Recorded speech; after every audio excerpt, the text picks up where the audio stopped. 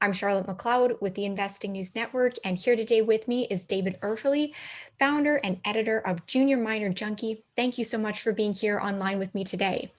Oh, thanks for having me, Charlotte. Always great to talk to you. It is great to talk to you as well, and excited to get into what's going on with gold right now. So, of course, for this year, we're just wrapping up Q1, first 3 months of the year. It's been a downward trend for gold, and really that's been going on since last summer in an environment where you might reasonably expect to see a higher gold price. So to start off, I want to ask you, what factors are holding gold back right now? What do you see going on? Yeah, well, for about 8 months now, what we well, first of all, let's backtrack a little bit. What we saw going into August was a parabolic gold move. When it hit 2089, that was pretty much a double from the bottom of 1045 when it hit that area at the end of 2015. So it doubled in a little over 4 years. And like I said, it was kind of a parabolic move, extreme overbought. Everybody and his brother was buying gold, saying gold was going to $5,000 an ounce. What we started was a very healthy correction. And as if we would have had just a correction down to maybe 1900 and then it takes off again, then it would have been a problem later on because we would have had a stronger correction. Not to say this one wasn't strong. It's been 20% so far, but a big reason has been rising yields, but rising bond yields, which I'm sure you've heard many people talk about, because the inflation that is coming is not here yet. The checks are just arriving here in the U.S., the stimulus. And these rates are keeping gold lower because gold pays no interest, and it costs money to hold it. So what we've had is a healthy correction down to the 0.382 Fibonacci retracement level of the move from 1045. So that was around 1690. It hit 1670. For the time being, it's double bottom there, but I don't know if that's going to hold. I think today is the very last day of the quarter. So anybody who's been short gold for the quarter has made quite a lot of money. And I think there's some book squaring going on here today. So we're going to have to see some follow through. I think we're going to have to see the gold price get above 1775, 1800 for this bounce to continue. All right, so you mentioned a couple of things. You mentioned inflation, you mentioned the rising bond yields. These are definitely elements that I've had people mentioning to me quite a bit lately. And they're things that we seem to be waiting to hear what the Fed is going to say. How closely do you think we should be watching what is being said there? And what should we be looking for? Oh, it's always important to listen to what the Fed says. I mean, these algorithms are set to different statements that he makes during press conferences and especially after federal open market committee meetings.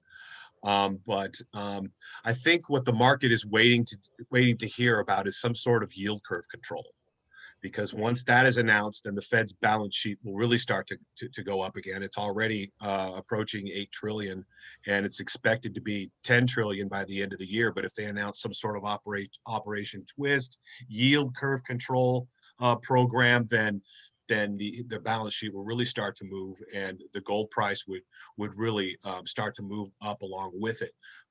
It's basically what we're seeing here in this gold correction. It's been a bullish falling wedge after a huge move to a all-time high. When gold hits these round numbers, it tends to get very volatile, and we tend to have a strong reaction to the downside from it. The same thing happened back in 2008 when gold traded up above $1,000, but it never closed above $1,000 for the first time, and it kind of made a parabolic move up to that level. And then we had the global financial crisis. Gold corrected all the way back down to 680, and it didn't revisit and clear $1,000 until 16 months later. So is that going to happen again? Will it be 16 months before gold clears 2,000 again? I have no idea, but I wouldn't be surprised if that's the case. Right. And I was going to ask you where you see bottom for gold at this point in the cycle. What would you say there? Well, there's a good chance it's bottomed here around that 1670, 1690 level. But if it Yeah. breaks that area of support, then the 50% Fibonacci retracement level of that move from 1045 to 2089 would be 1557. And there's some really strong support at 1560, 1580. So a move down there wouldn't shock me, but you're going to see a bounce first if that did take place. Um, but I have no idea. We'll see. We'll see. Good answer. So I remember the last time we spoke, it was back in September, I believe, certainly last fall. You said that we should put away our bear market hats, put on our bull market hats. I think I know the answer to this question, but amid all of what's going on, should we still be wearing those bull market hats for gold? Oh, absolutely. Yes. Yeah. I don't think you'd have to break out a bear market hat unless gold broke 1450. If you saw gold close below 1450, which I see is highly unlikely, then this very short bull move would be over. And I really don't see that. But yes, I mean, this is just this is a very healthy correction thus far in this ongoing bull market. Phase two, because phase one of the bull market started at the turn of the century when we broke 250, and then it ran to 1925. That took 11 years. That was the end of phase one. And we had a bear market down into the end of 2015 that corrected almost half of that move. It was a 47% correction. And of course, in the juniors, it was quite a bit more than that. We saw the GDX go down 85%. And and then once we had that huge short covering rally at the beginning of 2016, which got overextended, then that corrected for a while. But the miners have made a pretty strong base, and it's really interesting what's happening right now here, because the GDX broke out of that 7-year base at the $30-31 level, and that's proving to be pretty strong support here during this correction. So it is yet to break 30, and we've traded below 31 for a while, but we have not seen a close below 30. And I think that is synonymous with that 1670, 1690 level. All right, you mentioned the GDX. What about the GDXJ, which is more focused on the smaller companies, although maybe not quite all down to the Mm-hmm. very smallest level? What are you seeing among the juniors and mid tiers? Yeah, it's been very interesting with the GDXJ. I mean, until last week, um, the GDXJ was showing relative strength to the GDX until last week, and then last week in my column, I mentioned that the very the sudden relative weakness of the GDXJ to the GDX, and the relative weakness of silver to gold suddenly was saying that gold was probably going to retest the lows into quarter end. Mhm. And unfortunately, that's what happened yesterday. But the GDXJ has really strong support at that 45 level on a weekly closing basis. And you're seeing a strong bounce back up above that level. That's where the GDXJ broke out of its 7-year base. So there is more support down to its June low of 41.42, which we could see on this move. So it's going to be interesting to see what will happen tomorrow on the first day of the next quarter in the precious metal sectors. I expect another big move, because you're going to have Biden coming out talking about his up to what could be up to $4 trillion infrastructure plan tonight. Going to be interesting. Right, and it will definitely be interesting to watch for that. What can investors do with this information about the GDX and GDXJ? What is it telling us about potential opportunities out there in the gold space? Well, if you factor in also the fact that the capital markets remain extremely friendly here with the mining sector, these private placements and these financings continue unabated, and so money continues to pour into this sector. So there's there's quite a bit of opportunity out there, and a lot of these companies that made these huge moves, these juniors that made huge moves into August. The GDXJ itself went up over 180%, while some of these companies went up, 4, 5, 8, 10 times their value, and they've come back about. Some of them have corrected 50% of those moves. So when you have that exponential move, and also all these companies they cashed up as well. So they've got plenty of cash. A lot of their private placements have already become free trading.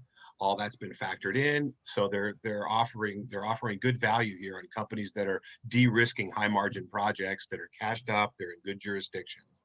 So the opportunity is there right now to buy these things. I mean, that's what you got to do when you have these really strong corrections, and everybody hates gold stocks again, which they do right now. That's the time to kind of hold your nose and buy and buy the best ones.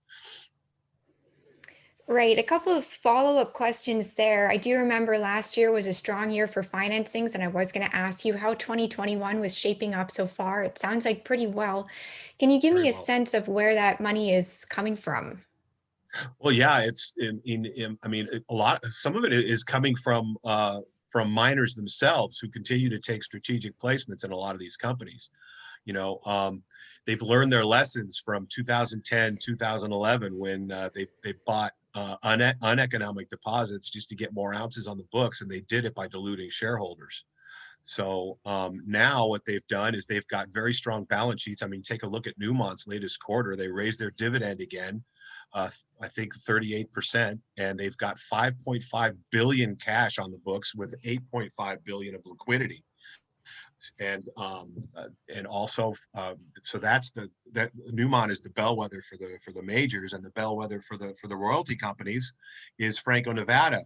And an interesting thing is this correction was led by the majors and the royalty companies, and the bellwether major Newmont and the bellwether royalty company Franco appears to have bottomed. If you take a look at their charts, and they both released record quarters. So all these gold companies are making huge amounts of cash with gold. Even at 1,500, they're making a lot of cash. I mean, Newmont's all-in sustaining costs were, I think, 1085. So they're still making quite a bit of money here. They have healthy balance sheets, and they need to replace those reserves. So now the economy is opening back up. They can get their boots back on the ground and visit these projects, because they need to replace these reserves. And these companies now are on sale. So as opposed to buying at the top of the market in 2010, 2011, they have an opportunity to buy them on sale here. And not only that, but many times they already own up to 19.9% of the company, so they're already familiar with the company. They don't have to put their boots on the ground so much to go visit the project. They're already familiar with it. So I think that M&A is going to really start to heat up here pretty soon. We've had drips and drabs of M&A coming into the space, but I think it's really going to start to heat up before the end of the year. We have had, spurts of it every now and then. And do you see it then coming from these larger companies picking up juniors, or that's what you would see? I do. Yes, I do. Yeah. You see a lot of these companies, like I said, they already have strategic positions in them. So if they take them out, it's only going to cost them, since if they own 9.9%, then it's only going to cost them, 81.1%, 91.1% to get the company. So, and also a lot of these deals have been cash. I mean, Newmont just bought out GT Gold for cash. So they're not doing it with their shares. So not doing it with dilution, which is good also. So, they've learned their lessons from the past. And like I said, they've got healthy balance sheets, and they've got cash, and they need ounces. All right. And looking back at the juniors, they have all this money and they seem to be getting more of it, as you said. So what can we expect for them in this year? Should we be expecting more discoveries, or at least lots more exploration? What do you see coming? Oh, there's so much exploration going. These assay labs are backed up all over the place. So yeah, I mean, there's all these drill programs. In Quebec, you've got early stage exploration company like Amex Exploration drilling 300,000 meters. a lot of these companies are drilling, over 100,000 meters. So, there is plenty of chance for major discovery out there. Also in the Golden Triangle, they've got a lot of big drill programs going on. So, it's going to be interesting how all this plays out once all these, these these these drill results finally start to be taken notice by the market, because like I said, everybody hates gold stocks right now, which is a great time to go shopping. It's just a great time to go shopping here. But of course, some of them could still go lower, but you want to be buying on the way down as opposed to chasing on the way up. Sure. So we've got mergers and acquisitions, we have financings continuing. Are there any other themes you would point out in especially the junior gold sector as we head into the next quarter and the rest of the year? Well, I mean, area plays. I mean, take a look at Yeah. area plays that are starting to get some attention. And then once you see like an area play right now that's getting a lot of attention is Newfoundland. So if you take a look at the companies around there, a lot of them have already made huge moves. So if you start to see some area get noticed, then take a look at some other companies around that area, because what generally happens is, in the case of Newfound Gold, they've made some really important discoveries, and the market cap now is, I think it's over $600 million, which is huge for a company that's only drilling. They haven't even announced a resource yet. So what you want to do is you want to take a look at companies around an area that, if a company makes a major discovery, it gets a lot of news. Okay, great tip. Now, I wonder, for a long time, it felt like when I would speak to people and ask them, what should you look at when you're looking at a junior in the gold space? They would mention they need to have money in the bank. And now that seems like a lot of people have it. So just maybe we can do a quick review of other characteristics that people should be looking for, especially in an environment like this where many companies might be in a better position than they were previously. hmm Well, for me, it always starts with management, and then there's the Hmm. size of the project, where the project's located. Does management have access to capital? Have they done this before? Um, but size is the big one for me. If it's small, I'm not going to invest in it. They have to have district scale land package, with blue sky upside. If let's say they've already announced a deposit, but it's on a small land package. I wouldn't be interested in that, because when you look at these juniors, you pretty much have to put your major CEO hat on. If you're a CEO of a major mining company, what are you looking for? And just go at some of these major mining companies and take a look at their presentations. You can get an idea of what they're looking for. So that's always a good thing, good rule to go by. And would you be hoping for, we've been talking about mergers and acquisitions. When you're investing in a company, would you be hoping for it to be a takeover target at some point in the future? Absolutely. I mean, Yeah. my rule of thumb is I don't invest in any junior unless I see at least three times upside potential within the next 12 to 18 months. Perfect. It's not worth taking the risk of my capital into something that I would get less than that. Yeah, makes sense. That is everything from me for now. I wondered though if you have any final words of advice for the audience before we wrap up. Well, sure, I absolutely do. I mean, if you didn't know it now, if you didn't know it before, you know it now. Always be taking some profit when you have these huge moves on the upside. These up legs can go a lot farther than people expect. And then when we have a correction, they can go a lot lower than people expect. But, always maintain a core position now that we're technically in a buy and hold bull market, but take some profits off the table at the top.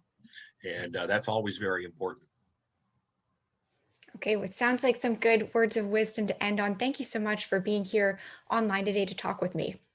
Always good to talk to you, Charlotte. Thank you for having me. Of course. And once again, I'm Charlotte McLeod with the Investing News Network, and this is David Erfle with Junior Miner Junky.